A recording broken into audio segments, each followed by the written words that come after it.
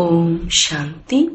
27/2/2024.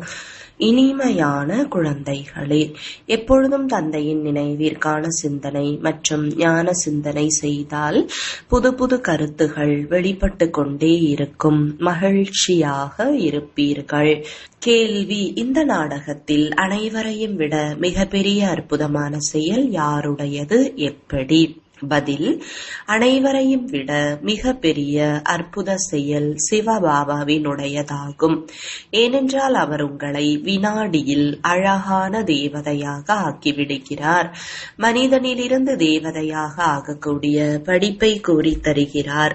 உலகில் இப்படிப்பட்ட படிப்பை தந்தையை தவிர வேறு யாரும் கற்பிக்க முடியாது.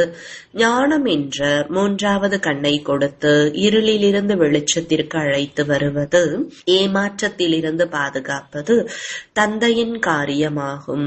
ஆகையால் அவரை போன்ற அதிசயமான காரியம் வேறு யாரும் செய்ய முடியாது. ஓம் சாந்தி. ஆன்மீக தந்தை தினம் தினம் குழந்தைகளுக்கு புரிய வைக்கிறார். குழந்தைகளே, தன்னை ஆத்மா என்று புரிந்து கொண்டு தந்தை கூறுவதை கேளுங்கள். எவ்வாறு தந்தை குப்தமாக இருக்கிறாரோ அதே போல ஞானமும் குப்தமாக இருக்கிறது. ஆத்மா என்றால் என்ன? பரமபிதா பரமாத்மா யார் என்பது யாருக்கும் தெரியாது. நான் ஆத்மா என்ற பழக்கம் குழந்தைகளாகிய உங்களுக்கு பக்காவாக ஆகிவிட வேண்டும். தந்தை ஆத்மாக்களாகிய நமக்கு கூறுகிறார். இதை புத்தியினால் புரிந்து கொள்ள வேண்டும் மற்றும் நடைமுறையில் கொண்டு வர வேண்டும். மற்றபடி தொழில் போன்றவைகள் செய்தே ஆக வேண்டும். யாராவது அழைக்கிறார்கள் என்றால் பெயர் கூறித்தான் அழைப்பார்கள். பெயர் உருவம் இருப்பதால் தான் பேச முடிகிறது, ஏதாவது செய்ய முடிகிறது. நான் ஆத்மா என்பதை உறுதி செய்து கொண்டால் போதும். அனைத்து புகழும் நிராகாரராகிய சிவபாபாவிற்கே. ஒருவேளை சாக்காரத்தில் தேவதைகளுக்கு புகழ் இருக்கிறது என்றால் அவர்களையும் மகிமைக்கு உரியவர்களாக தந்தை ஆக்குகிறார். மகிமைக்கு உரியவர்களாக இருந்தனர். இப்பொழுது மீண்டும் தந்தை மகிமைக்கு உரியவர்களாக ஆக்கிக் கொண்டிருக்கிறார். ஆகையால் நிராகாரமானவருக்கு தான் புகழ். தந்தையின் புகழ் எவ்வளவு மற்றும் அவரது சேவை எப்படிப்பட்டது என்று சிந்தனை செய்ய வேண்டும். அவர் சக்தி வாய்ந்தவர். அவரால் அனைத்தும் செய்ய முடியும். நாம் மிக குறைவாகத்தான் புகழ் பாடுகிறோம். அவரது புகழ் அதிகமாக இருக்கிறது. அல்லாஹ் இவ்வாறு கட்டளையிட்டு இருக்கிறார் என்று முஸ்லிம்களும் கூறுகின்றனர்.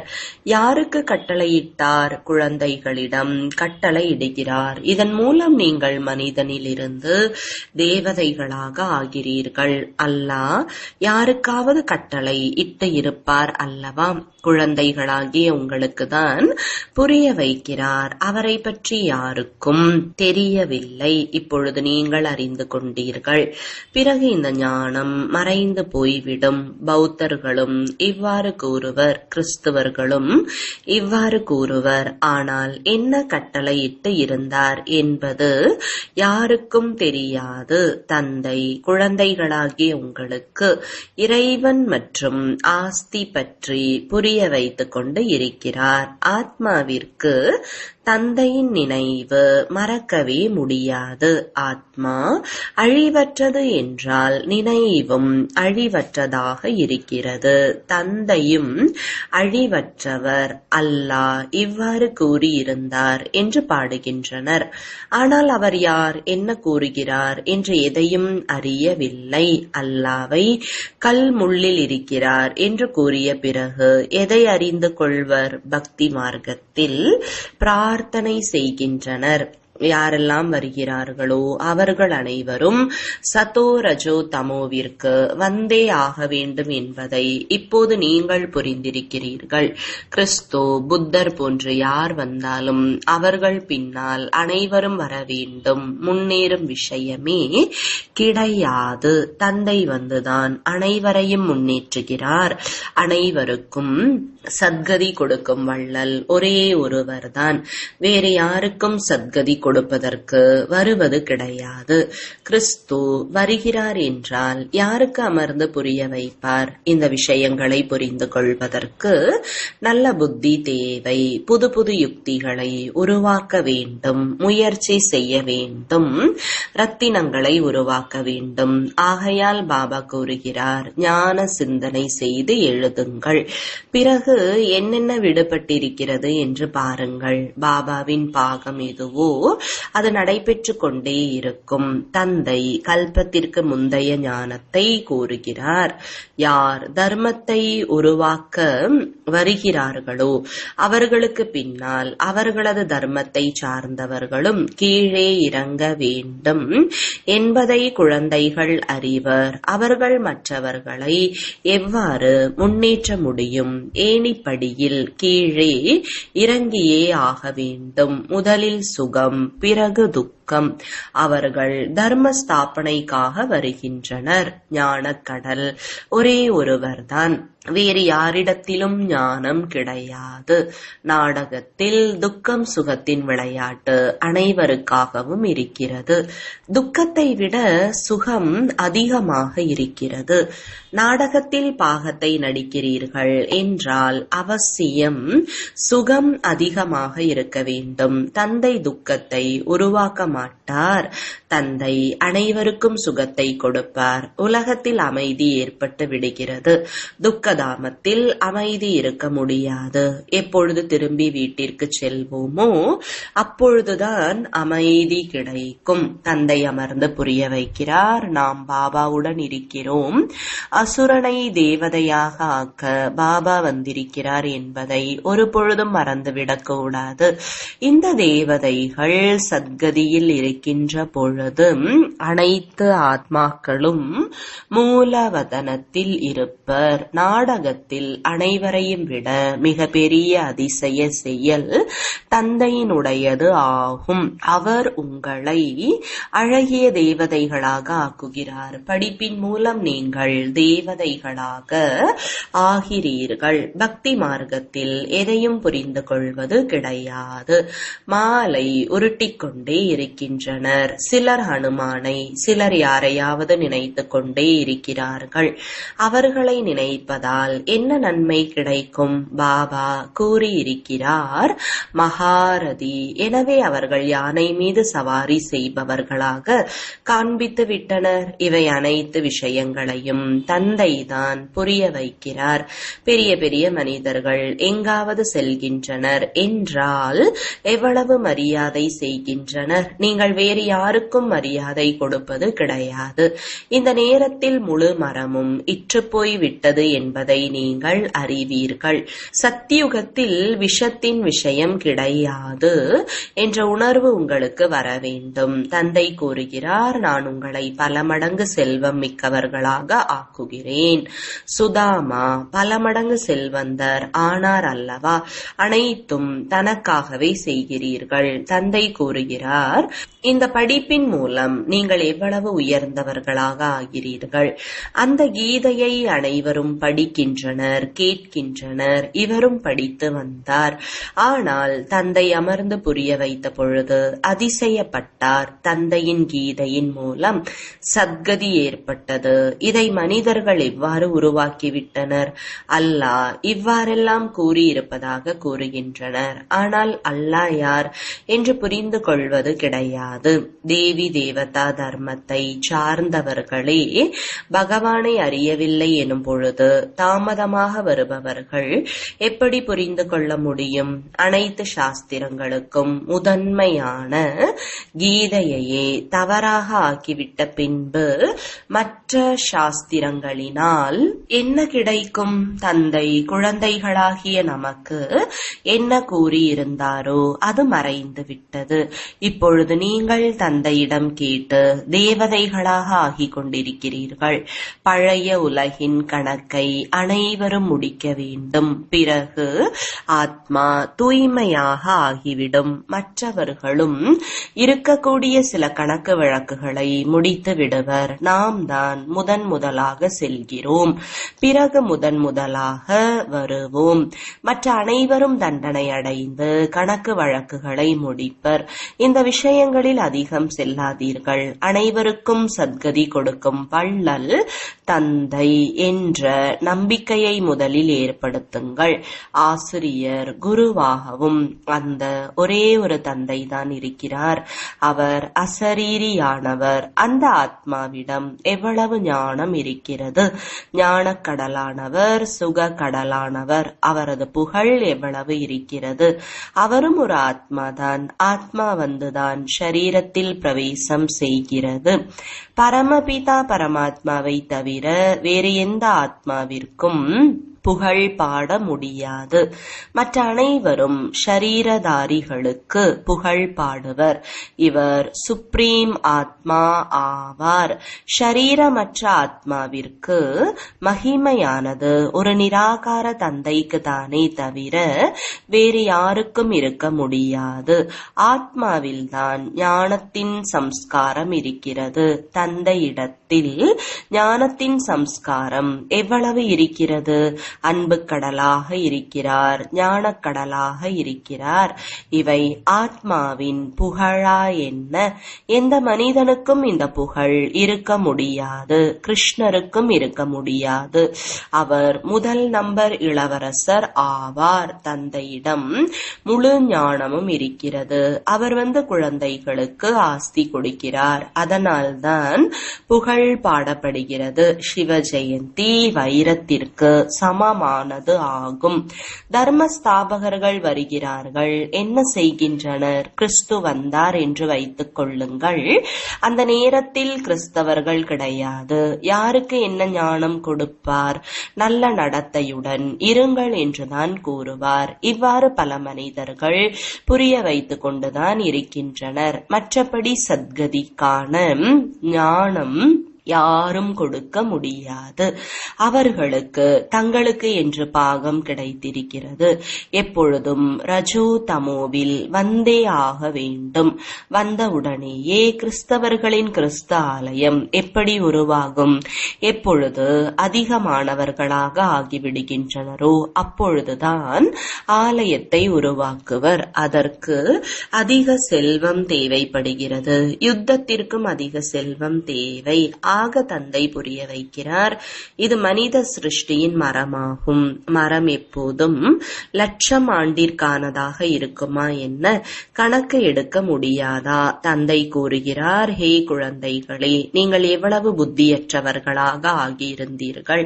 நீங்கள் இப்பொழுது புத்திசாலிகளாக ஆகிறீர்கள். ராஜ்யம் செய்வதற்கு முன்கூட்டியே தயாராகி வருகிறீர்கள். அவர்கள் தனியாக வருகின்றனர். பிறகுதான் வளர்ச்சி அடைகிறது. மரத்தின் அஸ்திவாரம் தேவி தேவதா தர்மமாகும். அதிலிருந்து 3 கிளைகள் உருவாகிறது. பிறகு சிறிய சிறிய மடங்கள் வருகின்றன, வளர்ச்சி அடைகின்றன. பிறகு அவைகளுக்கு சிறிது புகழ் ஏற்பட்டு விடுகின்றன. ஆனால் எந்த லாபமும் கிடையாது. அனைவரும் கீழே வந்தே ஆக வேண்டும். உங்களுக்கு இப்பொழுது முழு ஞானமும் கிடைத்து கொண்டிருக்கிறது. இறைவன் ஞானம் நிறைந்தவர் என்று கூறப்படுகிறது. ஆனால் ஞானம் என்றால் என்ன என்பது யாருக்கும் தெரியாது. உங்களுக்கு இப்பொழுது ஞானம் கிடைத்து கொண்டிருக்கிறது. பாக்யசாலி ரதம் அவசியம் தேவை. தந்தை சாதாரண சரீரத்தில் வருகிறார். இப்பொழுதுதான் இவர் பாக்யசாலியாக ஆகிறார். சத்தியுகத்தில் அனைவரும் கோடி மடங்கு பாக்யசாலிகள். இப்பொழுது உங்களுக்கு ஞானம் என்ற மூன்றாவது கண் கிடைக்கிறது. இதன் மூலம்தான் நீங்கள் லக்ஷ்மி நாராயணரை போல ஆகிறீர்கள். ஞானம் ஒரே ஒரு முறைதான் கிடைக்கிறது. பக்தி மார்க்கத்தில் ஏமாற்றம் அடைகின்றனர். இருள் இருக்கிறது. ஞானம் என்றால் பகல். பகலில் ஏமாற்றம் அடைய மாட்டார்கள். தந்தை கூறுகிறார், வீட்டில் கீதா பாடசாலை திறங்கள். நாம் விழிப்படையாவிட்டாலும் மற்றவர்களுக்காக இடம் கொடுக்கிறோம் என்று பலர் கூறுகின்றனர். இதுவும் நல்லதாகும். இங்கு அதிகம் அமைதியாக இருக்க வேண்டும். இது தூய்மையிலும் தூய்மையான வகுப்பு. இங்கு அமைதியாக நீங்கள் தந்தையை நினைவு செய்கிறீர்கள். நாம் இப்பொழுது சாந்தி தாமம் செல்ல வேண்டும். ஆகையால் தந்தையை மிக அன்பாக நினைவு செய்ய வேண்டும். சத்தியுகத்தில் 21 பிறவிகளுக்கு நீங்கள் சுகம், அமைதி இரண்டையும் அடைகிறீர்கள். எல்லையற்ற தந்தை எல்லையற்ற ஆஸ்தி கொடுக்கக்கூடியவர். ஆக இப்படிப்பட்ட தந்தையை பின்பற்ற வேண்டும். அகங்காரம் வரக்கூடாது. அது கீழே தள்ளிவிடும். மிக உறுதியான மனநிலை தேவை. பிடிவாதம் இருக்கக்கூடாது. தேக அபிமானம்தான் பிடிவாதம் என்று கூறப்படுகிறது. மிக இனிமையானவர்களாக ஆக வேண்டும். தேவதைகள் எவ்வளவு இனிமையாக இருக்கின்றனர், எவ்வளவு கவர்ச்சிக்க கூடியவர்களாக இருக்கின்றனர்.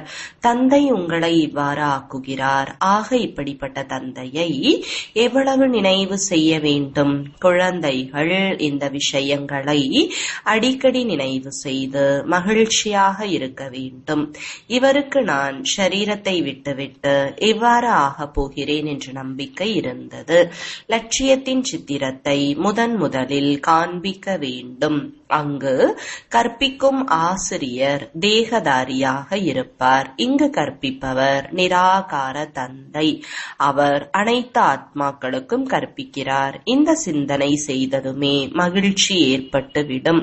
பிரம்மாவிலிருந்து விஷ்ணு, விஷ்ணுவிலிருந்து பிரம்மாவாக எப்படி ஆகிறேன் என்ற மகிழ்ச்சி இவருக்கு இருந்தது.